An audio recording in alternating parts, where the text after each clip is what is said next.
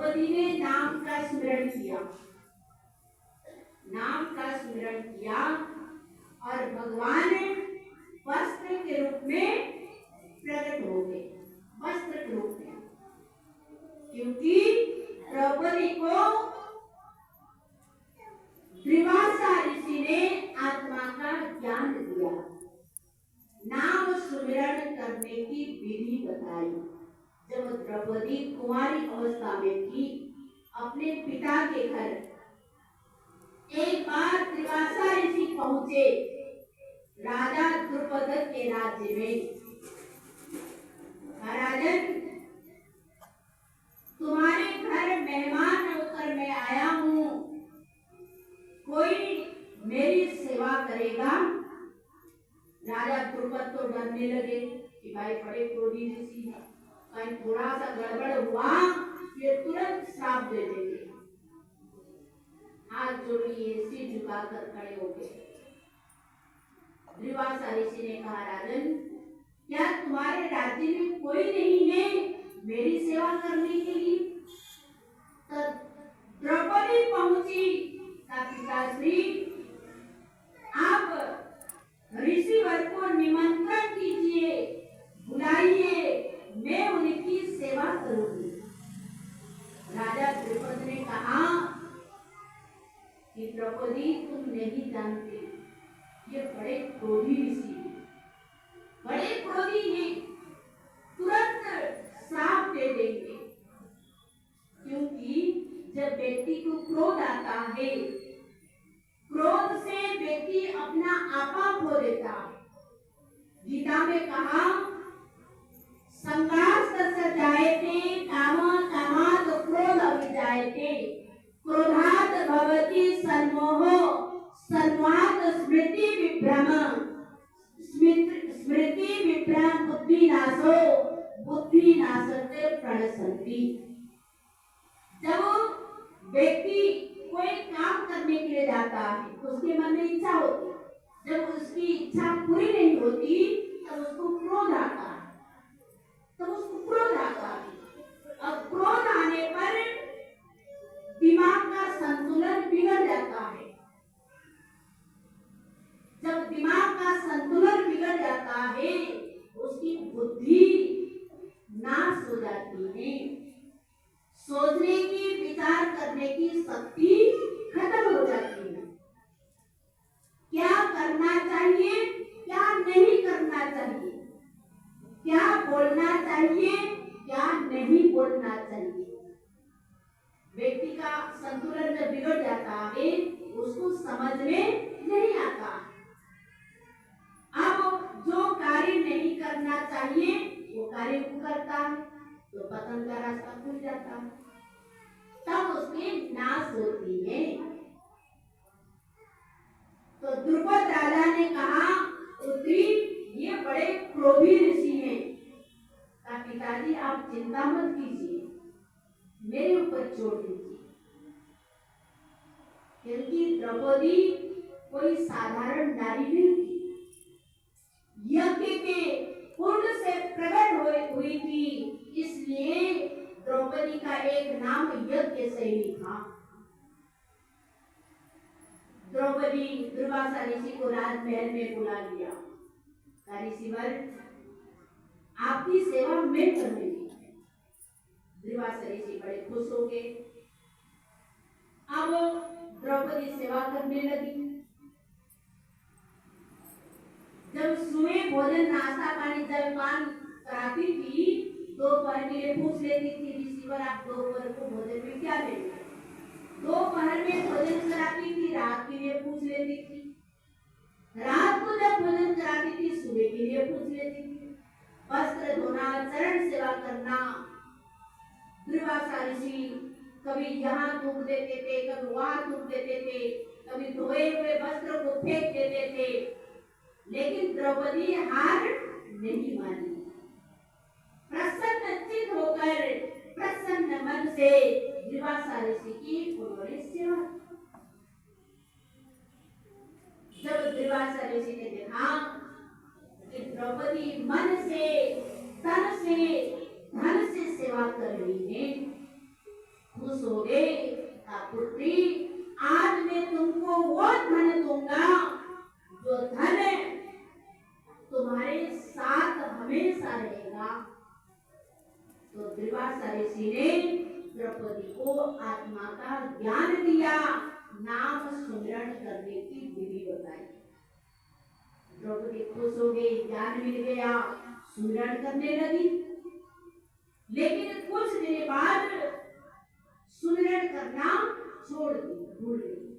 जैसे कुछ लोग ज्ञान लेते हैं, थोड़े दिन तो शुरू में लगन लगती है और ध्यान करते हैं, अनुभव भी होता है। लेकिन धीरे धीरे व्यक्ति जब ध्यान करना छोड़ देता है वो भूलता ही जाता है, फिर अनुभव नहीं होता। फिर क्या कहते हैं, भाई जी हमें तो अनुभव होता ही नहीं, हमें हमारा मन तो सुमिरन में लगता ही नहीं। अरे भाई करोगे नहीं तो लगेगा कैसे, कैसे लगेगा। तो द्रौपदी करना छोड़ दी। द्रौपदी की शादी हो गई, रानी बन गई, दास दासियां साथ में रहते थे। अब वो भी उस समय सुमिरन नहीं किया। गुरु महाराज ने कहा द्रौपदी दुख के समय ये नाम तुम्हारा साथ देगा, सुख के समय भी नाम तुम्हारा साथ देगा, नाम स्मरण करना छोड़ना मत। लेकिन भूल गई। लेकिन जब दुशासन बीच सभा में द्रौपदी के बाल पकड़कर घिसटते हुए देख रहा है, द्रौपदी पहले अपने जो घर के बुजुर्ग गुरुजन लोग थे उनकी तरफ देखती है, पतियों की तरफ देखती है, सबके सर झुके हुए थे, निसारा हो गई। तब उसको गुरु महाराज जी की बात याद आई। गुरु महाराज ने कहा था द्रौपदी हर परिस्थिति में नाम तुम्हारा साथ देगा। तो द्रौपदी दोनों हाथ उठाकर भगवान के शरण में जाती है, नाम का स्मरण करती है कि प्रभु मेरी लाज रखिए। जब नाम का स्मरण करती है तुरंत नामी वस्त्र के रूप में प्रकट हो गया।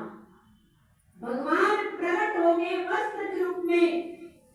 जिस दुशासन के अंदर 10,000 हाथियों का बल था, उस दुशासन ने साड़ी को खींचते खींचते खींचते थक गया और आखिर में कहता है नारी है कि साड़ी है, साड़ी है कि नारी है। देखिए द्रौपदी की रक्षा किसने की? भगवान। और भगवान कब रक्षा करने के लिए आए? जब द्रौपदी नाम का स्मरण किया। तो इसलिए संत भी हमें समझाते हैं जब तुम नाम का स्मरण करोगे तो तुम्हारे अंदर अहंकार दूर हो जाएगा, अहंकार खत्म हो जाएगा। तो मैं आप लोगों को क्या सुना रही थी? क्या सुना रही थी? पहले क्या सुना रही थी?